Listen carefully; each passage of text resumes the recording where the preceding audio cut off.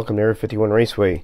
So we're going to start with doing our land barge build series with the H&R Chassis. So this is aimed at the beginner person to wants to get involved in building a car for the classic NASCAR series that's coming up in the summer in July of this year. So when you get this chassis, you're going to see I already took two of the screws out because you're able to adjust this for the wheelbase of this chassis. So for example, I have the car that the model I will be using will be a Catalina, and as you can see as I put it on here, obviously that is not even remotely close to the length that we need for it. Not to worry, what we're going to do is remove the two screws which I already have done.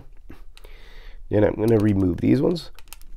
Excuse me, just getting over a cold.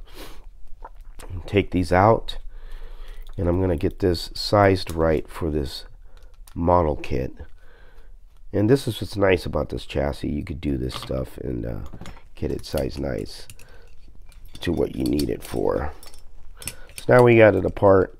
You could see the different holes right here that you could extend this to, and this was make this really nice that you could do this kind of stuff. So let us get our body, and we're going to go with that. Stretch that out. You may have to stretch it out a little because these wires are stiff, and we'll get this kind of sized on here. And again, it's no rocket scientist. You needed, no rocket science about this type of build. You're just going to get it as close as possible, and if you need to adjust again, you could adjust. So I'm going to select that position there. So get this back here. Oops.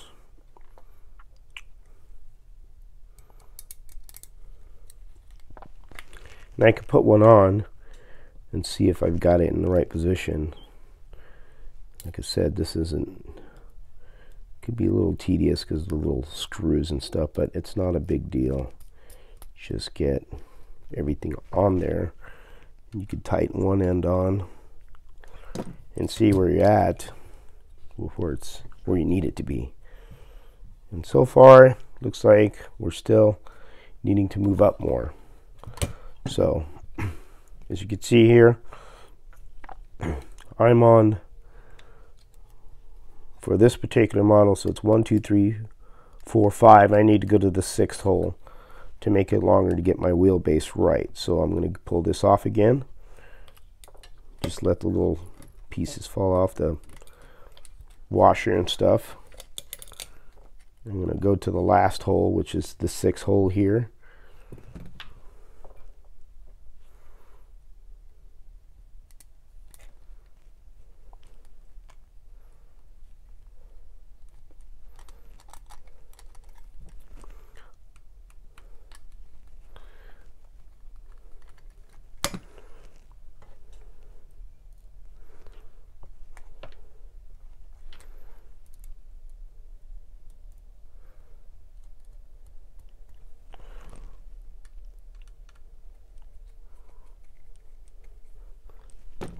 Tighten that up. And there we go. There's our wheelbase. That's perfect. That's where you want it. Now obviously these are, these tires are a little wide and they're rubbing on the side. There are spacers here. So what we'll do is we'll get some spacers a little bit thinner to pull these wheels in more. We're going to put the other ones in because we want to secure this, and you could do it with just 2 for now and then put the rest in when you're ready. Just be sure not to lose the little screws and stuff. I'm sure you could get these if you lose them from Lowe's or something, but you kind of want to keep them together and don't lose them. Little parts always will tend to fly everywhere. You can tighten them up like that, and there's our wheelbase we need for it. Now what we want to do here is remove the motor, and that'll be easy, very easy to do. And what we're going to do is we're going to get our 1.3 little hex driver, and we're going to take off the wheels. We're not going to use these tires. Be aware of that. These tires are silicone and we're not using them. We're going to replace them with PG tires, Paul gauge tires. Now you see the bushings come out. Don't worry about it. If they pop out, don't worry. They pop back in. It's not a big deal. Don't be alarmed by that kind of stuff. As you can see, it's one of those pop out deals. Then what we're going to do is remove the motor.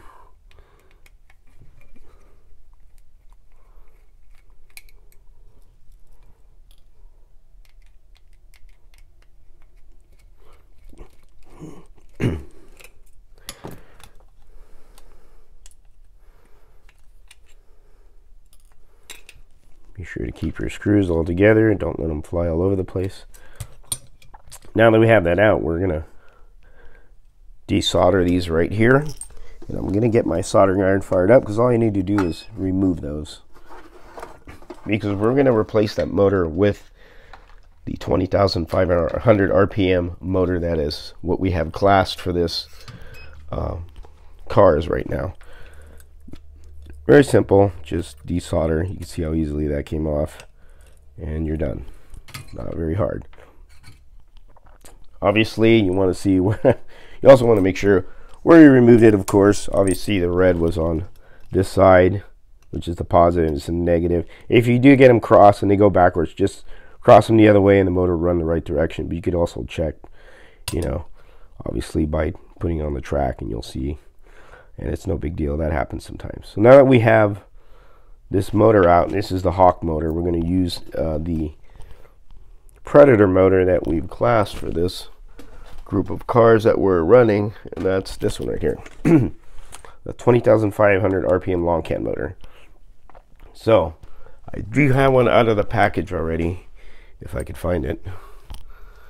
And you know what? I will just go with just opening this one. Actually, here it is. Or is this? Nope, that's 17,500, so I can't use that one. So I'll use this one, 20,500 RPM motor. Thought I had one lying around, but I don't. So this is the motor you're going to use. This is what's replacing that Hawk motor.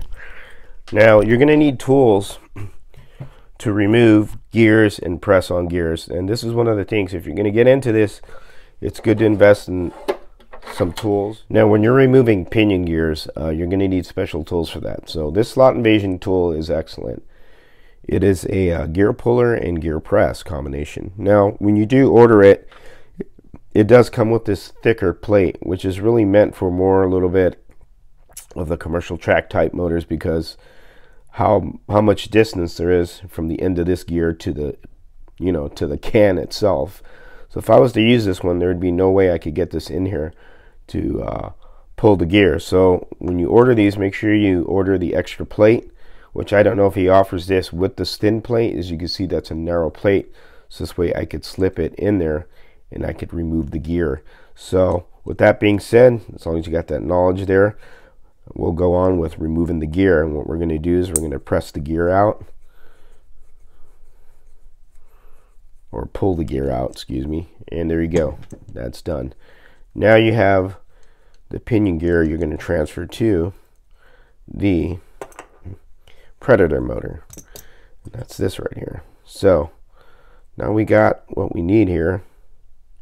We're going to press this gear on. Depending how far we need to go also is an important thing as well, because we're looking at this, so we're going to get this fairly about, we'll have to press it and see how well we fit it to make sure that this is going to mesh correctly and be mainly in the center of the gears we want. We don't want it too forward, too far back where it's not going to reach it. Mainly in the center is really the best place to do it. So what I'm going to do is get my slot invasion tool. Also, this is another feature of this tool that you should get as well. This is a cap to protect the end bell of this motor, because there is no shaft. It's just that right there. I mean, you can press it without this if you don't, you know, if you don't want to get the tool. That's up to you. It will still work, but it won't be kind of tend to crushing that a little bit or marring it up a little bit when you press this gear in, this pinion gear in. This helps protect that. So what we're going to do is we're going to get this lined up And let me get this tool right here, 1 second. And I'm going to get this lined up. Remember to have patience with this. If you feel any resistance when you push this in, by means do not keep going. So now we have it lined up right there. And we're going to press it in. Now if you feel this get hard like that and stop, do not continue, because what you're doing is you have this crooked and you're hitting off the center of this because there's a hole in here, and you're going to bend the shaft and ruin the motor. So we'll keep going, and nice and smooth. You can feel it. It's not doing anything, you know, funny. It's not stopping. And there we have it. We have the gear pressed. Simple as that. Now what we're going to do is we're going to put this right here and kind of mock it. So I'm going to get my gear, put it here, get the other bushing, kind of get this like that, and then hold it right there. And then now you can see where your gear will be at in relation to your pinion. So not bad. That's not too bad where it's at, to be honest. You could actually go with that there. If you do pull it out more, which I can do it a little bit more, and I think it'll be fine. You guys got to watch about the end of that gear, or the end of the motor shaft, that it doesn't stick out too much. But that's actually looks pretty good. If I pull the gear out more, I think I still have enough clearance. So I'll pull it out a little bit more, because that's just me. You could just use common sense with it. So when you do it, and I'm going to pull it out a hair more like that. That's what's nice about this tool. Now I could put it in here, and that pretty much should do it right there. That's perfect. As you can see right there, we're good right there. That should be fine. So now you've got your gear pressed, your pinion gear press. We'll take this out. We'll screw the motor in, because now you have your motor screws here. We'll get a screwdriver.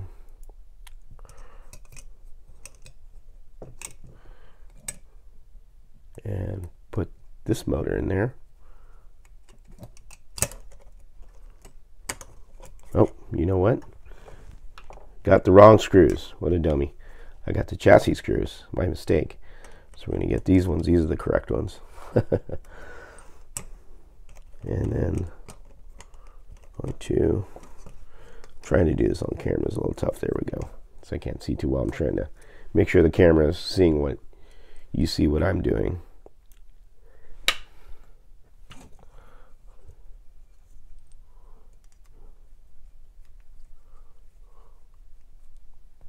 That, like that. Now we got it in there. There we go. Our motor's in. I didn't pop that out, and we're set to go. That's pretty much it.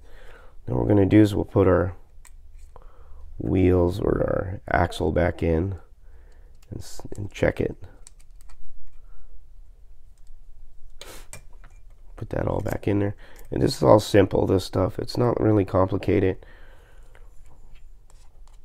We're going to tighten these up just temporarily, because we want to see how it's going to mesh. Not bad. There we go. Tighten that up. Gonna loosen this up a little bit to give it a little lash.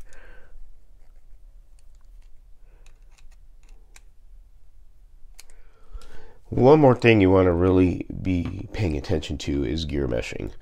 I find that gear meshing is something that people do miss. I know on some events that I've attended that I see cars that are just too tight in the gear, and then they end up chewing the gear up, and then we replace the gear, which is no big deal. But just when you set your mesh, you want some movement back and forth lash like this. So if you have it too tight, it's not going to really be nice and smooth, and you're going to put a load on the motor and heat up the motor. So you got to make sure that you have a small amount of mesh, so this way that the gear will roll nice and free. So as you can see, this is pretty good right here. I could probably go a teeny bit tighter, but that's up to, you know, how you tune the car. If you find that you don't need to go, you know, say that much or so forth. So I moved it in a little, You just get a little movement there. But you want some movement. Of course, you want it nice and free like this. You don't want it tight, or to the point where it's super tight and then you're gonna have a problem. So I mean, that good amount of gear mesh right there is good. Keep that in mind, because that'll also help with the gear not being destroyed, because these gears are pretty good on these new H&R chassis. They're a big improvement over what came with them before. So just keep that in mind. Make sure you have good gear lash. That's really important. There you go. Not tight. That's perfect. There you go. You got your Predator motor in there. All you need to do is solder it. Now we have the red dot there, so this is where the positive will go with these motors. So we're going to solder this right here, and then the negative over here, and that's an easy thing to do. Now again, don't be too freaked out if you see this thing cantered like this. It's fine. It's going to be fine. It'll work just fine.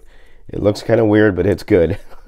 So all you're doing is just the way this bracket is, and even the other motor was doing that, kind of tilted like that. I mean, it's just not going to do anything.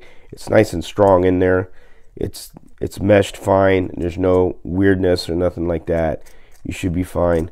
Once you put some silicone grease on this and run it, it'll break in and should be good. Now we're going to solder our leads on, and again, you should have basic stuff, which is basic solder and basic paste and solder. And just do it a little bit over the motor, or the wires, excuse me, like this on the motor ends. I'm going to get my solder out a little bit there. I'll go right here, just like that. See, look, pull it, doesn't come off, you're good. Next one, let me straighten that out a little.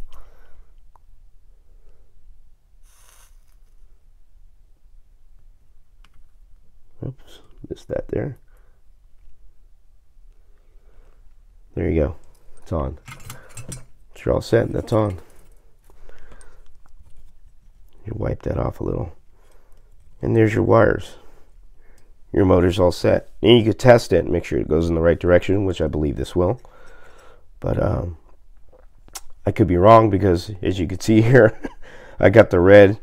Usually the right is negative and black is positive. So when I put this on the bench, you can see if it goes the right way, and I could check that. So I'm going to do that right now. So I'm going to flip the camera over here, over to my bench area. I'm going to turn on my bench. That's my tire chur. Now we're going to see if this is going the right way. Now you see we're going backwards. So obviously this is the wrong direction. You can see it's going reversed. So that's a common little mistake that happens, and I didn't see that. I wasn't paying attention. That's just little things that you run into. Make a mistake on camera, I could correct it. So I have my soldering iron still. So all I have to do is switch the wires. I'm going to switch the wires like this really easily.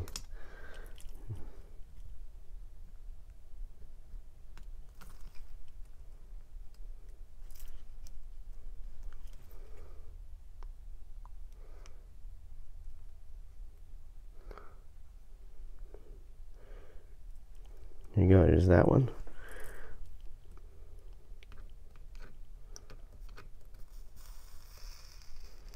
And there's that one. So now I got it on the right direction there. So now we're good. Because obviously this would be negative on your on your rail, and then positive on your rail. As you can see, I have red positive, it's black. The wires are just different colors, not a big deal. As long as you orientate them the right way, you're good. Like I could just off camera here put it on my bench and it's going the right way. So I'm good. So that's it for that part. And then that's really the kind of a little bit of the tough part of this. Is adjusting your chassis is not hard. Transferring your motor and your pinion gear from the old motor to the new one, and you can hold on to this Hawk motor and use it for something else, for building or whatnot. Then what we're going to do is we're going to get rid of these tires. So these are silicone tires. There's a reason why we picked this chassis, is because of these wheels. And what's nice about these wheels is that it also has a deep center so we could stick an insert in there. We'll have to cut these axles down, obviously, but that's not a big deal also either. It's something very simple. So we're going to get rid of the silicone tires, and we're going to get our Paul Gauge 28-125. We'll get these out of the package, out of the way. Here's our tire. Nice direct fit. Look at that. Direct fit. This is why we picked that chassis. There you go. You're all set. All you have to do is screw your tires and adjust your width here. So what we could do is, since this is sticking out too much on the body, as you can see, that's not much clearance there. Not much clearance. We're going to remove these spacers. So we'll get rid of that spacer. You could save them. Don't throw away stuff that you could always use later on. And we're going to space these back in so they're closer to the chassis. Remove that spacer. And there we go. Now, that's actually pretty good. I think we'll leave it right there. That's perfect. You can see how it fits there. Now, obviously, the fronts are sticking out too much as well. Now, you're able to keep the foams on the front. That's a legal tire to run, so you don't have to change the front tires. If you want to change them to a Paul Gauge urethane, you can too. That's not a big deal. It's totally up to you. Up to the builder, but you don't need to get rid of the foams if you don't want to. And if you want to save some money, you don't want to spend the extra $5, then keep the foam tires on. That's fine. Now we remove that. Put this in closer. Obviously, you're going to have to cut the axles. You can see they stick out right there. There you go. There's your car. And it fits in there perfectly. Now, it looks like it's still a little bit too far in, but again, we could get some different spacers too. Now, Stock Car Corner does offer these spacers for 1/8, and I do have them, and I'm going to show them to you. There's an assorted kit that usually they associate with different sizes, and this is it right here. And so if I want to get some skinnier spacers than what I have here, for example, these are a little bit close to this here, but we're going to open this package, so it gives us an option to kind of dictate how wide your wheel should go close to the fender. And I'm going to select these ones right here, and these are a little bit narrower, or how would you say, not as tall as the other ones, as I drop spacers onto the floor. That usually happens a lot. I drop stuff. Okay, here's this one right here. I'll put it back. So you can see these are a lot. Well, actually, I'd say they're a little bit taller, not much. But I'm going to use these to see where I'm going to be at with the wheels, how far they're going to be on here. So we may have not really need to take out the original spacers, but I'm just doing it just to experiment with these new spacers I got from Stock Car Corner. I'll put them there. Take these out. Put these on. It's right here. There you go. And let's see where they fit on the car. Narrow it in right there. So maybe we need to go out a little bit more. So what I could do also is just put the original ones back in, which probably I was better off doing that. So let's do this though. I'm gonna select these other ones, which are a little bit narrower, and I'm gonna give me that much, a little bit more distance to push out. Put that on there. Grab my other one. Sorry, I'm blocking the camera there.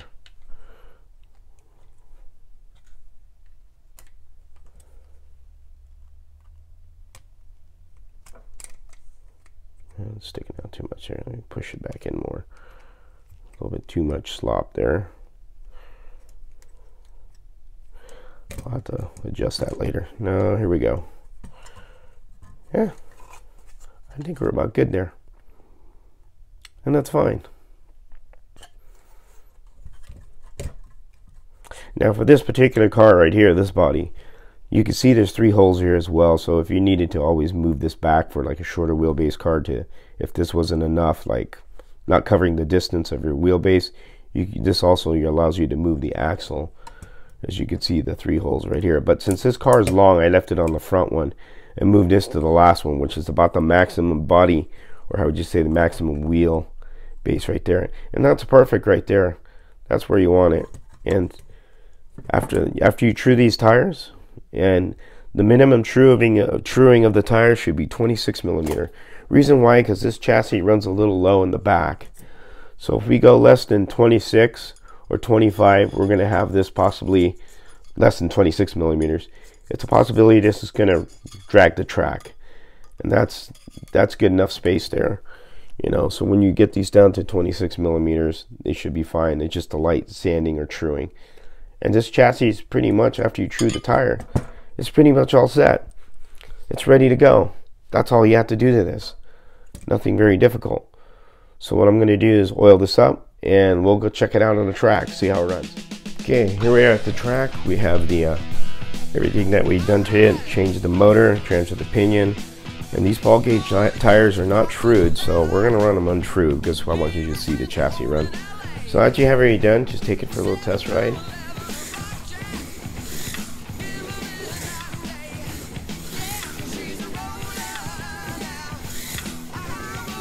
Sounds good. Looks like the gear mesh is good.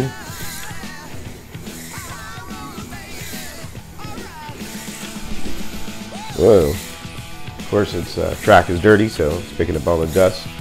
So we got a lot of sliding and movement, but you got yourself a working chassis right here. And all we have to do to this is true the tires on the rear. Cut the axles down so we can put wheel inserts in it, and I can show that on the next video. But this is pretty much it. So that's how you adjust your body, or you adjust your chassis for your body. Transfer the pinion, install the new motor, make sure your spacing's right. The spacers had to be removed here. I put different spacers in the front to give the front where I want it to be, though the stock spacers would probably have done the job as well. But that's all you need to do to this chassis, and you're all set to concentrate on the modeling part, which is the body, painting it and doing it. And then I'll also show you how to mount this with the hardware that it comes with. So I hope you've learned from this, and if you have any questions, as always, ask me. Hope to see you soon. As always, take care and have fun racing.